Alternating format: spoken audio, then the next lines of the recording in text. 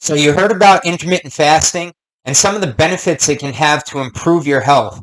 However, you still may be confused as to what are some of the best times to fast, or how can you incorporate fasting into your current lifestyle. There's a lot of different approaches to fasting. I've been fasting personally for about 3+ years already, and it has been a game changer, not only in regard to my health. It makes it super easy to stay lean and burn fat. And also, it's actually helps my mornings quite a bit because it makes me more productive. I have more energy. And with that said, that's what I'm going to help you with on this video. So, with that said, one of the best times to intermittent fast in my own personal experience is definitely in the morning time. Why is that? It's because we're working with the natural rhythm of the body. Now, you can fast at night as well, but keep in mind, let's say you eat dinner 5 p.m., 6 p.m., 7 p.m., that food is going to take several hours to really digest and go through your body. So even though you stopped eating at maybe 6 or 7 p.m., those couple of hours are still digesting food, so you're technically not in a fasting state. So ideally, the best time to fast is going to be in the morning first thing.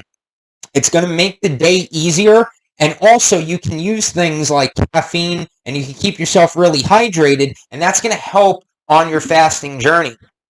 Because when you go to sleep at night, your body's in a repair cycle. And so during that time, your body's cleaning itself out. It's fixing tissue. It's getting rid of old debris. Your liver's cleaning itself. A lot of things are happening. And so as you go to sleep, most of us are sleeping 6, 7, 8 hours a night. Now, when we wake up in the morning, some of us are used to eating breakfast, maybe 6 a.m., 7 a.m., 8 a.m., all we really have to do is just push that way back. And as you do that, you're going to be able to extend your fasting window. Because during that fasting window, your body is in a fat-burning state. Once you start to eat, that automatically switches. Now your body needs to break down the food. It needs to digest. It needs to assimilate nutrients. And so we can really work with that. And so one of the easiest ways to use fasting is to, ideally, here would be an example day. Wake up. First thing you want to do, you want to consume some water, whether it's a bottle, whether it's a pre-filled container. You want to get at least maybe 16 ounces of water inside right away. That's going to help keep you hydrated. That's going to help keep you alert. Not to mention, it's less decision fatigue in the morning. So, right, when you have to think about your meal, you have to think about breakfast, you have to worry about what you're going to cook, what you're going to eat. Does this align with your goals? It's too many things to think of. It's so much easier to just forego breakfast. And the best way you can do that is by introducing a little bit of caffeine. I personally love black coffee. You can use plain black coffee, plain tea. You don't want to put any sugar or any cream or anything into your coffee. I know there's a lot on the internet about putting fat in coffee and stuff like that, and that's all well and done, but technically that is not intermittent fasting. That is more like a keto coffee. However, if you're actually going to intermittent fast, you don't want any calories coming into the body at all. So ideally, in the morning time, it's going to make fasting easier because you can keep hunger and appetite at bay by just consuming maybe 1 to 2 cups of black coffee throughout your morning window. So what I personally do, I wake up, I have water before I do anything else, and then I go right into a cup of black coffee. Maybe about an hour or 2 later, I'll hit my second cup of black coffee, and that alone will help me get quite a bit done in the morning. It will also help to get till about 12, 1 p.m., 2 p.m.